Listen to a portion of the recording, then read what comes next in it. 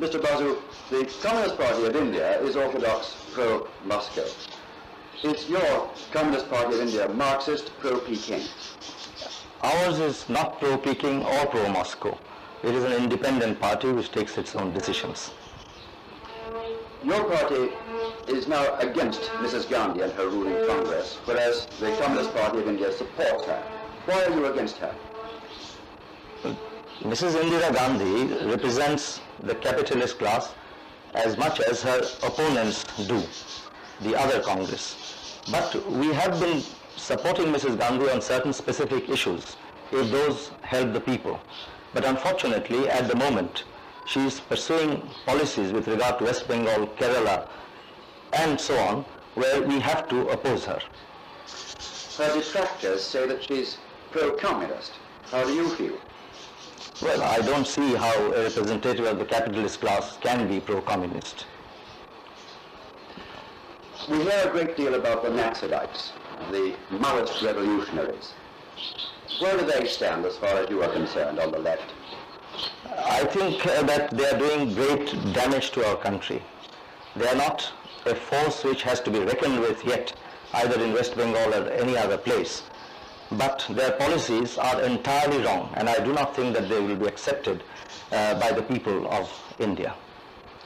They've caused a good deal of damage and even taken some life. Is there any possibility that they could become a political force either in West Bengal or in India before the 1972 elections? I don't think that they will ever become a force in India, and the policy of terrorism which they are pursuing, that is killing individuals, is not a part of Marxism at all. But your own Marxist party preaches a type of revolution. Which kind of revolution? Revolution has to be participated in by the masses and not by just a few individuals. We want a fundamental change to be brought about in the Indian situation, and for that we need power in the center as well as in all the states. Would you use force to obtain this power if you had to?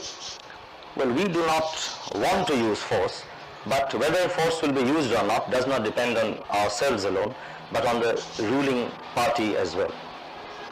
Bengal is still without a state government, and you've been denied so far midterm elections. Do you foresee that the next state government will be dominated by your party, the Marxists? I am sure that if the elections are held, we along with our allies will emerge as the majority in West Bengal. And I suppose that is why the Prime Minister and her party are not willing to have elections. Will this still be the case in 1972? I am sure that it will be. Do you agree with the government's measures to put down the Naxalites? They have to fight the Naxalites politically. That is the main thing, and not by merely using the administration and the police.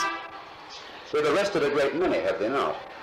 They have arrested, I do not know the exact figures, but probably 1,000 or 2,000 have been arrested. What about the Communist Party Marxist, your own party? In West Bengal alone, during the last 3 or 4 months of the President's rule, more than 8,000 of our people have been arrested on various charges. Sometimes wrong, sometimes maybe right, and it's very difficult for them to get bail when they are arrested. In fact, more Marxists have been arrested than Naxalites. Oh, very many more.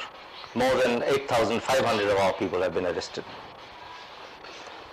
Do you see a possibility that at some time in the future Mrs. Gandhi may turn against the Communist Party of India, at present supporting her? Well, if the Communist Party of India pursues real communist politics, then I'm sure she will turn against them. There's not the slightest doubt about that. Mr. Basu, thank you very much. Thank you.